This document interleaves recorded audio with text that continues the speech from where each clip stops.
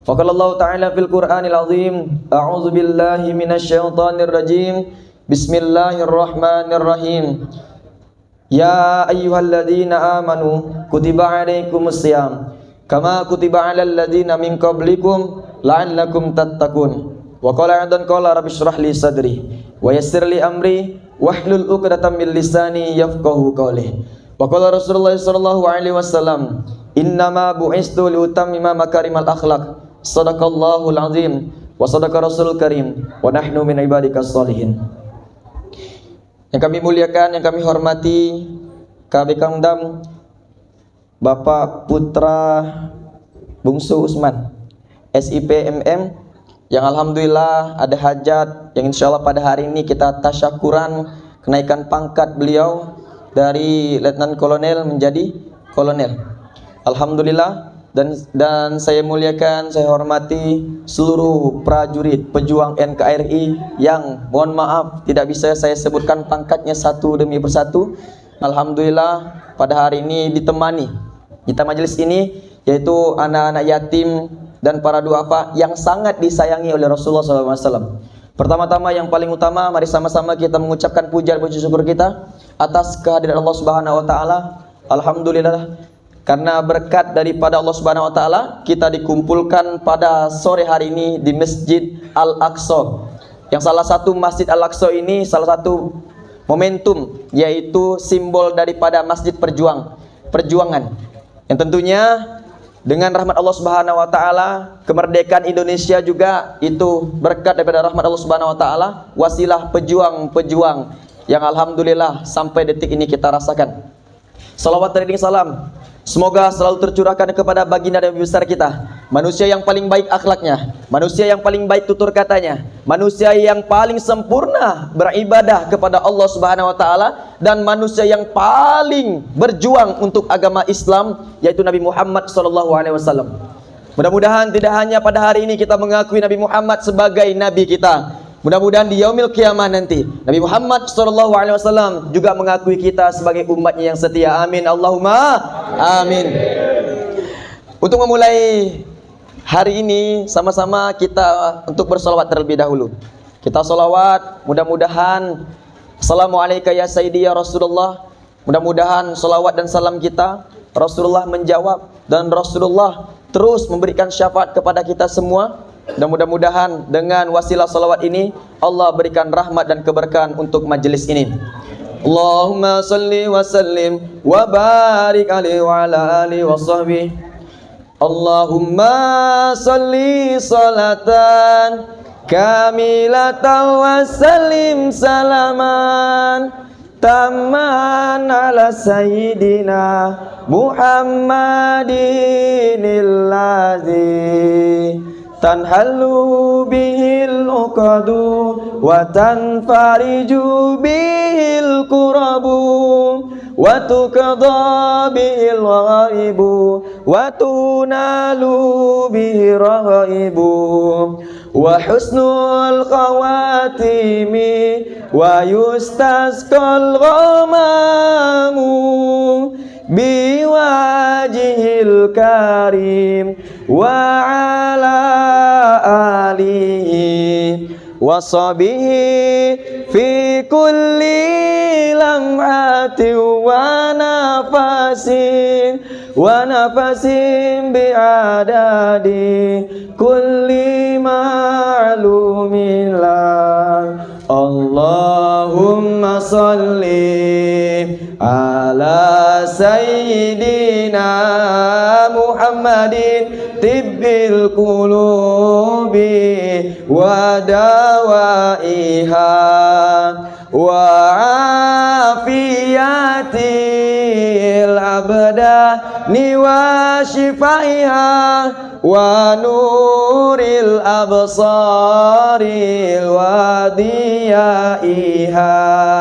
wa ala alihi wa sahbihi wa sallim wa ala alihi wa sahbihi wa sallim. Allahumma shalli ala sayyidina Muhammad.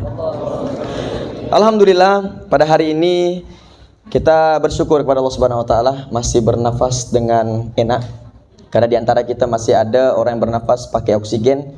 Tentunya wa in ta'uddu ni'matallahi la tuhsuha. Allah sampaikan di Quran surah Ibrahim ayat ke-34 di juz ke-13 akhir. Allah sampaikan, jikalau kita disuruh menghitung nikmat Allah, maka tidak akan pernah satu pun, kita tidak akan pernah sedikit pun bisa menghitung nikmat Allah.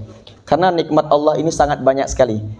Makanya Allah sampaikan di surah Ar-Rahman, fabi ayyi ala'i rabbikuma tukadziban, sebanyak 31 kali Allah ulang. Seakan-akan Allah sampaikan kepada kita, nikmat yang telah Allah berikan kepada kita semua, itu kebanyakan kita ingkar dan kufur. Sangat sedikit sekali kita bersyukur. Qul huwallazi ansha'akum wa ja'ala lakumus sam'a wal absara wal afida qalilan ma tashkurun. Katakanlah, kata Allah Subhanahu wa taala di Quran surah Al-Mulk di juz ke-29 ayat ke-23.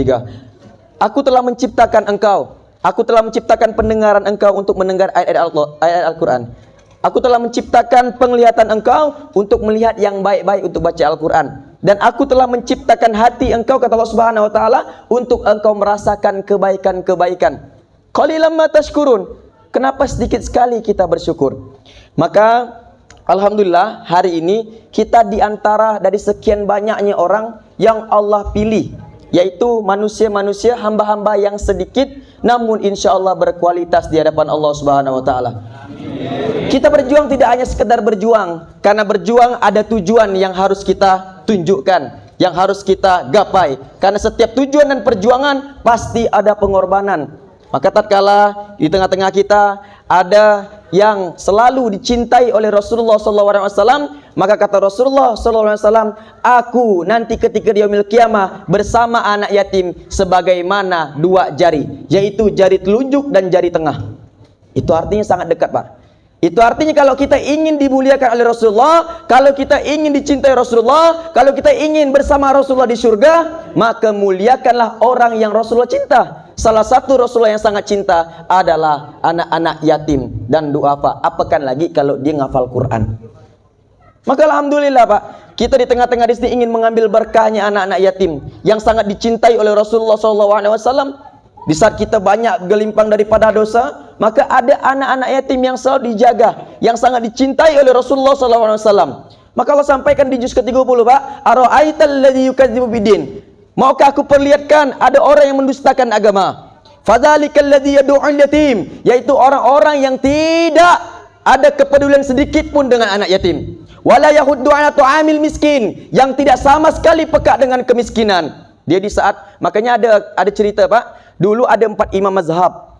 Imam Hanafi, gurunya Imam Maliki. Imam Maliki, gurunya Imam Asy-Syafi'i rahimahullah, dan Imam Asy-Syafi'i daripada gurunya Imam Ahmad bin Hanbal. Keempat imam mazhab yang besar ini mayoritas kita menggunakan Imam Asy-Syafi'i. Namun kali ini kita ingin belajar daripada Imam Maliki. Imam Maliki ini, Pak, itu orangnya sangat zuhud namun kaya. Jadi kalau kita biasa kenal zuhud tuh, Pak, orang tak ada mau dengan dunia.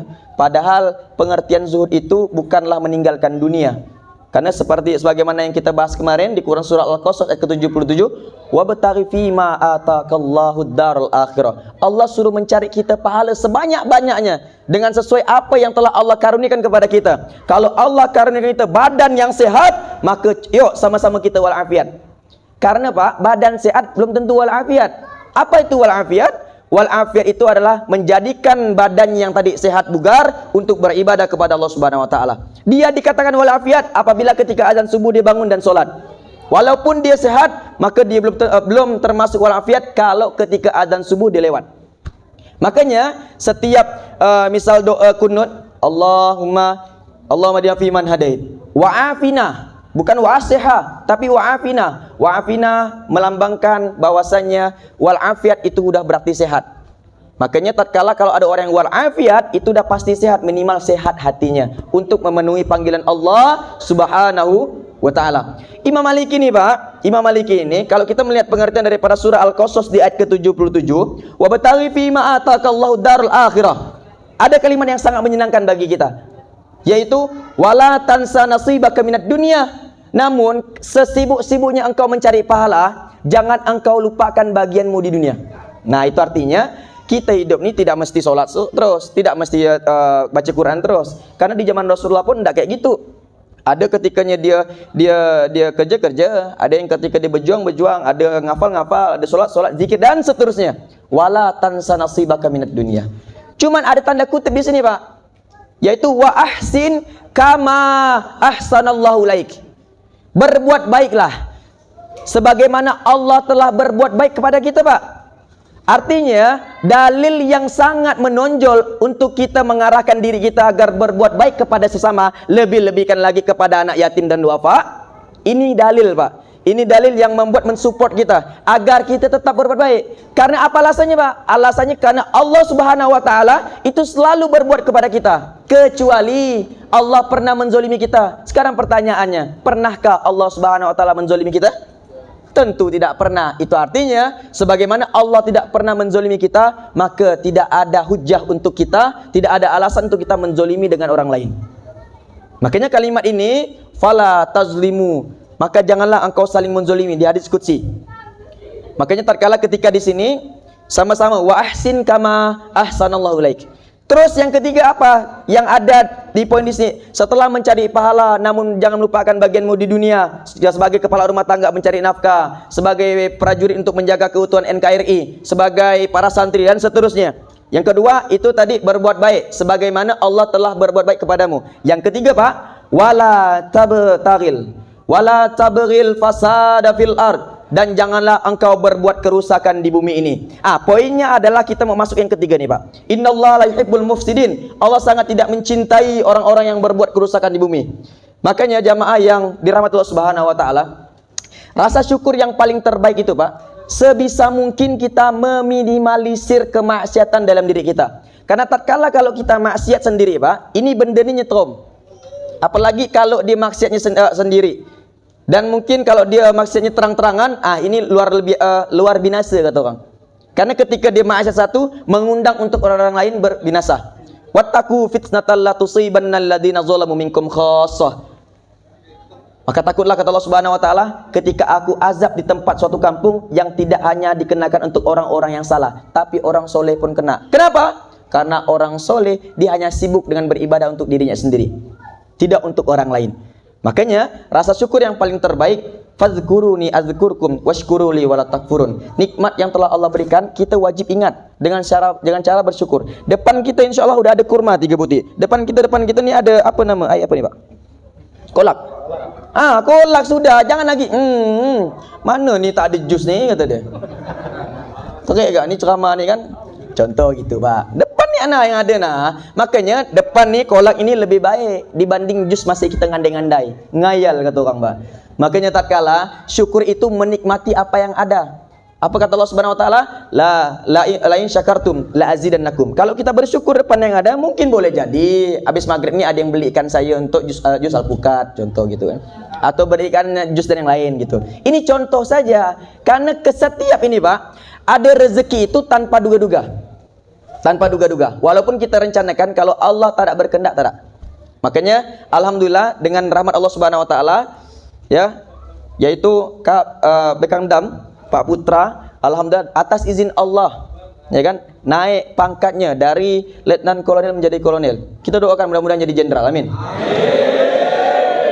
Cuman kalau jadi jenderal, kita banyak-banyakkan doakan beliau. Jabatan memang tak lama, tapi hisab di hadapan Allah itu lama sekali, Pak. Makanya kita banyak-banyak doakan beliau, mudah-mudahan Allah jadikan pemimpin yang taat kepada Allah dan Rasulnya. Makanya, Pak, ada di dalam Al-Quran itu, wa atiullaha wa atiur rasul. Taatilah Allah dan taatilah Rasul. Wa ulil amri minkum. Kenapa di sini uli amri minkum ini tak pakai taat lagi, Pak? Ulil amri dalam bahasa Arab itu pemimpin di antara kalian. Kenapa tidak wa atiullaha wa atir rasul wa atil uli amri minkum? Kenapa harus wa atiullah wa atir rasul wa ulil amri minkum tanpa taat lagi, Pak? Yaitu kata para ulama tafsir mengatakan di sini, untuk kita itu taat kepada Allah itu fardu ain, untuk kita taat kepada Rasulullah fardu ain, dan untuk kita mentaati pemimpin di antara kita ini lihat sikon. Kenapa lihat sikon, Pak? Kalau ini pemimpin taat kepada Allah dan Rasul, boleh kita ikut. Tapi kalau tidak taat dengan Allah dan Rasul, boleh kita untuk tidak ikut. Tapi kalau di dalam di sini misalnya tetaplah ikut siapa? ya kan? Tapi kalau perkara-perkara yang suruh yang tak ada bagus, itu boleh nolak. Tapi mungkin konsekuensinya kena cebokan kolamnya, Pak. Atau kena tindak langsung, kena SP kan, enggak tahu. Nah, cuman di sini Islam sangat mengajarkan sangat indah, Pak. Bahwasanya insya Allah ini maka saya ini bersyukur benar, bahagia benar tempat di sini ini. Karena kita mempunyai pemimpin yang betul-betul peduli dengan prajurit-prajuritnya. Sangat peduli. Karena apa? Hidup ni tak lama, Pak. Paling 60 tahun. Asal udah 60 tahun ke atas, asal pun hidup itu pun bonus. Itu pun dah susahkan anak dan cucu. Sehingga 70 tahun lah yang paling lama. Tapi nanti di yaumil qiyamah, Pak, alfasanatim mimma ta'idun. Satu hari yang ada di akhirat sama dengan 1000 hari di dunia. Nak lari kemana kita? Fa'ina tazhabun. Nak lari kemana kita? Sehingga rasa syukur yang paling terbaik, Pak, adalah ketika orang itu menjadi orang yang cerdas. Siapakah orang cerdas nih? Yaitu dengan cara mengamalkan amalan jariah. Amalan jariah. Usia boleh terputus tapi amal ngalir terus. Dan kita harus, Pak, tahun ini bulan Ramadan dapat malam Lailatul Qadar. Amin. Kapan lagi, Pak, malam Lailatul Qadar, Pak? 82 tahun, 1000 bulan. Bayangkan kalau kita dapatkan nih, Pak. Kalau malam Lailatul Qadar istighfar, Pak, maka 82 tahun itu, Pak, 1000 bulan itu, Pak, kita dianggap sebagai berzikir dan beristighfar kepada Allah Subhanahu wa taala. Makanya alhamdulillah kita nih, Pak, dalam diri kita. Tadi ini saya lupa belum selesai cerita Imam Malik tadi ya. Imam Malik tuh, Pak, Imam Malik tuh orangnya kaya. Orang kaya ketika masuk di hari pertama Ramadan dan dia berbuka, Pak, seluruh hidangan ada. Kalau dalam bahasa kita tuh ada ayam, ada tempoyak, ada petai, ada jengkol, ada apa-apa semuanya. Ada es teler, ada es teh, ada apa-apalah. Semuanya ada, Pak. Tapi ketika menjelang azan, Imam Malik pun menangis, Pak. Imam Al-Imam Al-Azam, imam besar kami, kenapa engkau menangis? Apakah dengan hidangan yang sebanyak ini kurang? Apakah ada yang menu yang engkau inginkan namun kami belum siapkan? Maka apa kata Imam Malik, Pak? Imam Malik mengatakan, aku menangis bukan karena nikmat yang ada di depanku, tapi aku menangis, aku takut, aku mengkhawatirkan puasaku hari ini. Dengan hidangan berbuka sebanyak ini, apakah hidangan ini bisa memastikan aku diterima puasaku di hadapan Allah Subhanahu wa taala? Ini yang membuat nangis, Pak. Jadi walaupun ada ayam, ada apa tu, dia tak ada membuat dia itu, Pak. Karena niat puasa tu, Pak, kan kalau dalam kita ni biasa nawaitu shauma ghadin itu ya kan. Tapi niat sesungguhnya puasa tu, Pak, yaitu tad'if. Tad'if tu melemahkan al-quwah asy-syawah ataupun syahwat. Artinya melemahkan kekuatan kita dan melemahkan syahwat kita. Pak, syahwat ini asalnya dari hawa nafsu. Dari hawa nafsu. Makanya kalau kita mengikuti keimanan kita, maka insya Allah kita tidak akan termasuk orang yang mendustakan agama. Nah, makanya dalam konteks surah Al-Maun itu satu paket tuh, Pak. Orang yang mendustakan agama yang pertama, dia yang tidak peduli dengan anak yatim. Yang kedua, dia tidak peduli dengan orang miskin. Yang ketiga, yaitu dia fawailul lil musallin, yaitu celaka orang yang solat. Siapa yang solat celaka nih, Pak? Bayangkan, Pak, Allah bilang yang solat dia masih celaka, apa kita solat? Betul, Pak? Siapa yang celaka itu, Pak? Fawailul lil musallin alladzina hum an salatihim sahun, yaitu dia yang melalaikan perintah solat. Solat dah betul asar tu jam 3. Bertebiat solatnya asar jam 4:30. Dah betul dah solat tu misalnya subuh itu dah jam 4:30. Bertebiat jam 7 pula dia solat.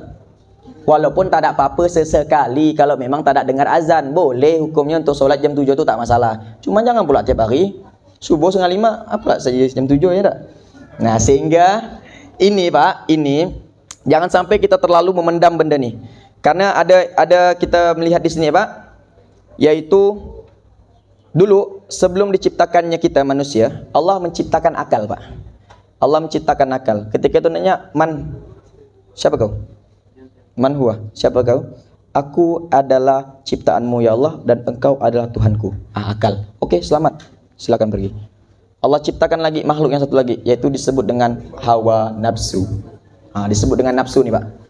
Ditanya, man, siapa kau? Aku, kau, kata dia. Padu Allah digitu kan? Bapak, Pak, berani dah, Pak. Masa mana? Saya kemarin ketemu sama mana? Pak Rido. Mana Pak Rido ada ke? Oh, belakang. Berani tak bilang dengan itu ketika nanya ke Bekang Bang? Oh ada ya Pak ya. Atau tanya siapalah prajurit siapalah. Ketika tanya oleh Pak Putra, kau siapa? Ya aku kau. Kau tak nak tempeling bolak-balik kau mana? Keluar aku sampai sini jadi Pak. Artinya apa Pak? Di sini ini nafsu ni kurang ajar memang Pak. Memang betul-betul kurang ajar. Makanya dia pun sifatnya dah sok-sokan dah awalnya. Maka ditarik, wahai malaikat, seret dia, masukkan dia ke neraka yang sangat panas, neraka jahim 1000 tahun. Dikeluarkan lagi 1000 tahun kemudian. Iya. Kayaknya sebentar padahal lama tuh. 1000 tahun kemudian ditanya, "Man wa, kau siapa?" "Dak kau ni, dah aku bilang, aku kau kata dia. Bertebiat si hawa nafsu. Udahlah, malaikat campakkan ke neraka yang paling dingin. Di sini kita dapat dalil Pak, neraka itu tidak mesti panas. Ada neraka yang paling dingin.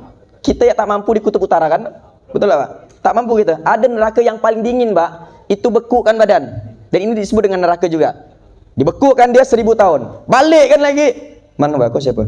"Dah aku bilang, kau ni tak percaya. Aku ni aku, kau kata.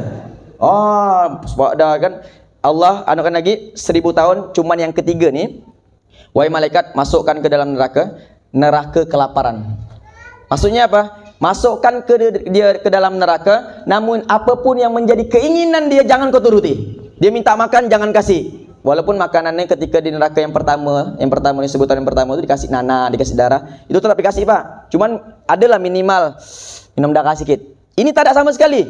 Dikasih minum, haus, pajo kata dia. Haus, kati kau lah kata dia kan. Lapar. Tak dengar? Itu kan. Itu kenapa itu terjadi? Karena untuk mengunci hawa nafsu. Ketika dibalikkan betul. Man huwa? Benar ya Allah, aku ni hamba kau. Engkau ni Tuhan aku ya Allah. Itu Pak. Coba kau bilang 3000 tahun yang lalu. Tak mungkin kau begini kata dia. Kata Allah Subhanahu wa taala kan. Sehingga ada lulus kau. Aku lekatkan kau kepada manusia untuk kau dampingi dia. Bayangkan. Allah letakkan kita akal dan hawa nafsu Pak. Kalau kita lihat dalil lagi Pak, masuk di juz ke-25, di akhir juz 25 di surah Al-Jasiyah, posisi sebelah kanan paling atas ayat 23. A'udzubillahi minasyaitonirrajim. Afara'aita man ittakhadha ilahahu hawa. Pernah tidak engkau melihat orang yang menjadikan hawa nafsunya sebagai Tuhan? Bayangkan tuh Pak. Pernah tidak kita melihat orang itu menjadikan hawa nafsu sebagai Tuhan? Siapa contohnya? Yaitu tidak bisa selain apapun. Misalnya ketika dia misalnya pegang gadget, tidak bisa hidup tanpa gadget. Ataupun tidak bisa hidup tanpa ini. Seluruhnya Pak, tak bisa hidup tanpa jabatan. Kalau namanya jin, dibacakan ayat kursi, pergi dia Pak. Tapi kalau jin yang berbentuk manusia, dia tak mau turun dari kursi. Paham maksudnya Pak ya? Tak mau turun dari kursi. Mau terus dan seterusnya. Padahal cukup mau. Tapi beda lah dengan bapak kita gitu kan. Dah umur bapak menizin Pak? 47. Baru 47. Masih ada 20 tahun, 30 tahun lagi ya Pak ya. Masya Allah, amin. Panjang umur dalam ketaatan, amin ya Rabbal. Amin. Ini udah umur 70 masih gak nak tetap. Ya salam. Makanya tatkala di sini hawa nafsu Pak, ada yang mengatakan bahwasanya hawa nafsu sebagai Tuhan. Dan mirisnya Pak, lihat ini, wa adallahu min ilmi, dan Allah membiarkan dia sesat. Karena Allah telah mengunci pendengarannya, mengunci hatinya, dan Allah letakkan kasat di sini, ya. Allah letakkan di sini biar dia tidak bisa melihat. Mungkin secara zahir dia bisa melihat, oh ini lampu, oh ini dinding, tapi secara kebaikan dia tidak akan pernah bisa melihat, buta dia. Mungkin secara dengar dia bisa A, I, U, E, O bisa, tapi ketika ada orang mendengar bacaan Al-Quran, dia tutup telinga. Khatamallahu ala qulubihim wa ala sam'ihim wa ala basarihim ghishawatu wa lahum azabun azim. Telah ku kunci pendengarannya, telah ku kunci hatinya, pendengarannya, penglihatannya. Dan dia tidak akan mendapat penolong apapun. Maka alhamdulillah hari ini kita ingin bersyukur kepada Allah Subhanahu wa taala, jangan sampai kita jadi yang ketiga, yaitu wala tabghil fasada fil ard, yaitu merusak bumi. Udah azan rupanya, cepat ya. Belum ya? Karena mau doa lo nih. 2 menit lagi lah. Closing statement dari saya. Bukan stand up. Closing statement yaitu mari di bulan Ramadan ini mari kita lemahkan yang ada kekuatan kita. Kalau kita merasa diri kita kuat, maka di situ Allah tidak akan pernah memberikan kita kekuatan. Sebagaimana ya Yahya khudil kitaba biquwah, Maryam ayat 12, ya Yahya pegang kitabnya dengan kuat. Wa atainahul hukma sabiyyah, maka akan aku berikan hikmah ketika engkau masa anak-anak. Anak-anak nih Pak, ini simbol orang yang tak tahu. Maka jadilah seperti anak-anak. Semakin kita merasa tak tahu, semakin pula Allah berikan kita pengetahuannya. Karena kul innamal ilmu indallah. Karena ilmu itu di Allah Subhanahu wa taala. Macam mana Allah kepingin memberikan kita ilmu, minta maaf mohon izin, kalau ilmu kita yang kita berdatangkan ini masih sebotol ini. Maka ketika buka, Allah mau kasih ilmu, tumpah. Dan macam mana caranya Allah ingin memberikan kita ilmu kalau tutup botolnya belum dibuka? Walaupun dalam keadaan kosong. Artinya tutup botol ini adalah maksiat. Jangan sampai kita terlampau banyak maksiat yang membuat hati kita gelap. Makanya bersyukur kita kalaulah kita ini tadi itu kan tema ini tasyakuran, kalaulah kita dinaikkan pangkat kita bergembira, apakan lagi nanti kalau Allah Subhanahu wa taala menaikkan kita pangkat setinggi-tingginya. Syaratnya Pak, syaratnya cuma 2 Pak. Syaratnya cuma 1, tapi dapatnya 2. Terakhir adalah ya ayyuhalladzina amanu, surah Muhammad ayat ke-7, wahai orang-orang beriman, intan surullaha yansurkum. Jika kamu menolong agama Allah, maka Allah akan menyelesaikan urusanmu, wa yusabbit aqdamakum, maka Allah akan tinggikan, Allah kokohkan, Allah tinggikan kemuliaan setinggi-tingginya. Artinya Pak, tolong agama Allah dapat 2, yaitu yang pertama, Allah selesaikan masalah kita yang tak pernah kunjung usai. Yang kedua, Allah tinggikan derajat kita, Allah naikkan pangkat kita setinggi-tingginya. Inna akramakum indallahi atqakum. Maka syaratnya cuma 1 Pak, tolong agama Allah. Maka dengan memuliakan anak yatim dan kaum duafa ini salah satu cara menolong agama Allah Subhanahu wa taala. Dengan kita memikirkan, dengan kita menyantuni, inilah mudah-mudahan yang sedikit ini mudah-mudahan jadi asbab kita Allah Subhanahu wa taala menurunkan rahmatnya kepada kita semua. Nanti Dek, Ustadz pesan, nanti misal nanti di yaumil qiyamah adik-adik masuk surga lebih dulu. Tak lihat kami semua di surga nih, tak lihat Pak Putra, tak lihat semua yang membuat tasyakuran nih. Tolong bilang sama Allah, ya Allah, kami dulu pernah ya Allah di dunia pernah disantuni, pernah diberikan rezeki oleh Bapak ini ya Allah, oleh Ustadz ini ya Allah, oleh tempat-tempat Bekangdam ini ya Allah. Tolonglah ya Allah dengan rahmatmu, tolong pertemukan kami di surga. Tolong tuh Dek ya. Insyaallah kita saling mengingatkan. Ya, saling mengingatkan. Kalau tak ada muka saya di surga, tolong cari saya. Kalau tak ada muka-muka, ini muka nih yang naik pangkat nih. Ingat betul mukanya, yaitu Pak Putra Bungsu Usman. Kalau gelar tak salah, karena sana tak ada gelar lagi Pak, ya Pak. Tak ada gelar lagi dari sana tuh, cuma gelar adalah gelar takwa. Mudah-mudahan kita mendapatkan gelar takwa tadi. Amin, amin ya rabbal alamin. Demikian ceramah yang singkat ini mudah-mudahan membawa hikmah untuk kita semua agar tidak menuruti hawa nafsu kita, yaitu mudah-mudahan menuruti oleh keimanan yang datang dari Allah Subhanahu wa taala. Subhanakallahumma wa bihamdika asyhadu an la ilaha illa anta astaghfiruka wa atubu ilaik. Alhaqqu bi rabbika fala takunanna minal mumtarin. Wassalamualaikum warahmatullahi wabarakatuh.